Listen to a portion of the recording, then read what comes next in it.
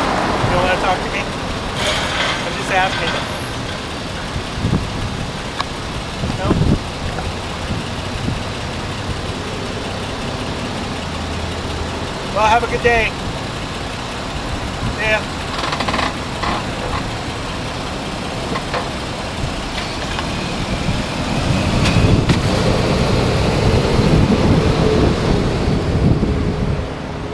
Now, what bothers me is, yes, this is a police department official's access, but as far as I know, that guy was a custodial officer, a non-sworn employee. They have them in there. They have a dispatch.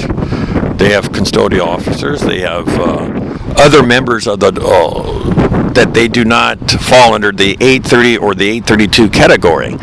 In other words, they don't have any police privileges.